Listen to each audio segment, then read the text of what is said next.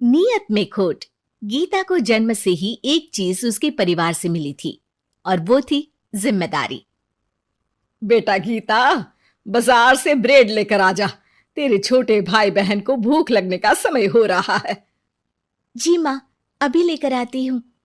और तुझे बोला था ना कि नौकरी ढूंढ ले। पापा की नौकरी से अब घर चलाना बहुत मुश्किल हो रहा है। तेरे और भी 3 भाई बहन है बेटा। माँ, मैं गई तो थी एक फैक्ट्री में, लेकिन उन लोगों ने कहा कि मेरी उम्र कम है।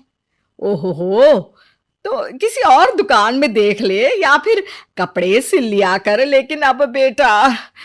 हाँ माँ, मैं तुझे समझ सकती हूँ। मैं कल फिर जाऊंगी। बेटा देख ले, पिता भी बुजुर्ग हो चले हैं। मैं कभी कभी सोचती हूँ कि 4 घर का काम पकड़ लूं, लेकिन ये समाज। गीता माँ को गले लगाकर वहां से चली जाती है।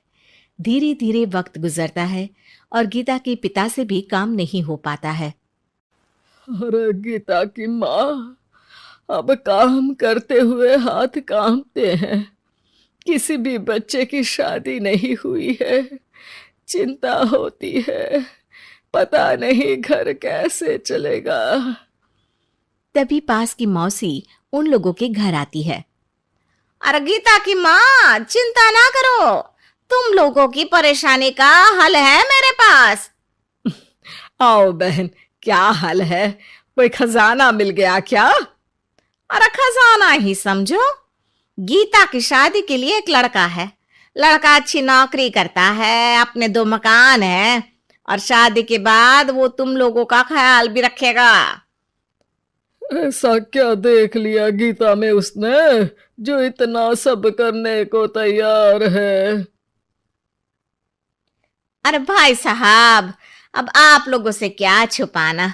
लड़के की पहली बीवी का स्वर्गवास हो चुका है और 2 छोटे बच्चे भी हैं। अरे क्या बोल रही हो मौसी? नहीं नहीं, मैं ऐसी जगह अपनी गीता की शादी नहीं करूंगी।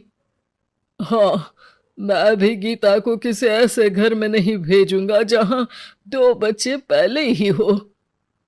देखो, गीता मेरी भी बेटी जैसी ही है। अरे लड़का बहुत ही शरीफ है, हो सकता है उसके भाग्य में गीता हो।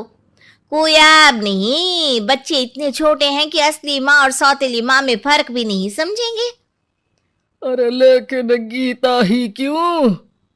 क्योंकि गीता को मैं जानती हूँ, कोई दूसरी लड़की उन बच्चों का जीवन खराब कर देगी।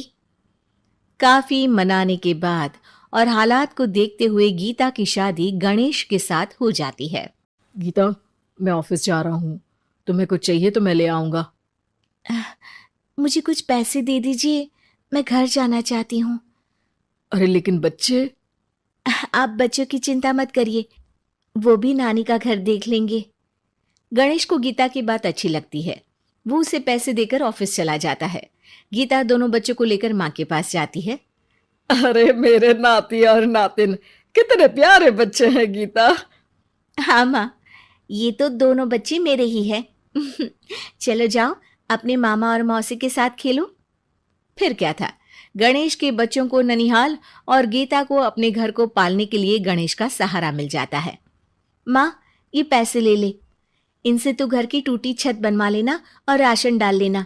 और हाँ, मैं ना ये कपड़े भाई बहनों के लिए लाई हूँ। धीरे धीरे गीता का घर भी संवरने लगता है। वो अपने ससुराल में भी अच्छे से रहती है और फिर गीता को एक बेटा होता है। गीता, तुम चाहो तो अपनी माँ को यहाँ मदद के लिए बुला सकती हो। फिर क्या था, गीता की माँ बेटी के घर आ जाती है। लेकिन अब उसकी माँ गीता के बेटे और गणेश की पहली बीवी के बेटे से भेदभाव करने लगती है। अरे सारा दूध तू ही पी जाएगा, चल छोटे भाई को दे गिलास। लेकिन नानी, ये तो मेरा दूध है, वो अपना ग्लास खत्म कर चुका है।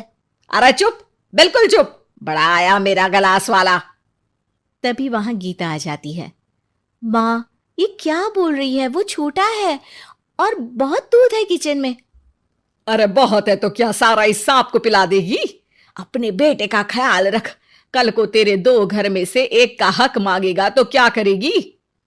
माँ, तो दोनों का ही तो हक है ना प्रॉपर्टी में। अरे ना बेटा, सारा हक इस छोटे का है, तू समझती नहीं। कल को बड़ा होकर ये तेरे बेटे को जान से भी तो मार सकता है। अब माँ सारा दिन गीता को गणेश की पहली पत्नी के खिलाफ कान भरती। अब गीता भी माँ के रंग में रंग जाती है। एक दिन, सुनिए ना, हम लोगों के 2 घर हैं, एक घर क्यों ना मेरे बड़े भाई को दे दे, उसकी शादी हो गई है। और फिर हमारे तो दोनों बच्चे छोटे हैं, बड़े होंगे तब तक तो वो घर हमारे काम का नहीं है ना जी। सीधा साधा गणेश क्या कहता, वो मान जाता है और फिर गीता का भाई उसके एक मकान में शिफ्ट हो जाता है। गणेश के ऑफिस जाने के बाद गीता गणेश की पहली पत्नी के बेटे से कहती है, सारा दिन खेलते रहते हो, पढ़े नहीं तो काम पर लगा दूंगी, समझे? बेटा, जो अब सौतेली माँ से सहम चुका था, एक फैक्ट्री में जाता है। साहब, कुछ काम मिलेगा? बेटा, मुझे एक ऑफिस बॉय की जरूरत है, लेकिन तुम तो अच्छे घर के लगते हो। हाँ हूँ बे, लेकिन फिलहाल काम की तलाश है। बेटा एक फैक्ट्री में चपरासी बन जाता है और एक दिन दुखी गणेश का स्वर्गवास हो जाता है। अब तो तेरे पापा भी नहीं रहे, चल निकल इस घर से। अरे क्या बोल रही है बहन, इस घर में इसका कानूनी अधिकार है, कहीं कोर्ट कचहरी का चक्कर लगा तो तू इस घर की भी नहीं रहेगी। अरे तो अब क्या करूं? बस तू अब इसकी शादी कर, इसकी बीवी को खूब सताना कि ये खुद ही बीवी को लेकर घर छोड़ दे। गीता को भाई की बात जंच जाती है, लेकिन कहते हैं ना कि पाप का घड़ा तो भरता ही है। बेटी की शादी के बाद उसकी बीवी सास से भी 4 कदम आगे निकलती है।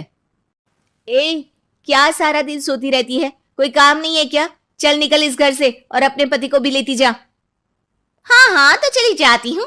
वैसे भी ससुर जी के 2 मकान हैं, तो एक तो हमारा ही है। बस अब तो आप हमें अलग ही कर दो।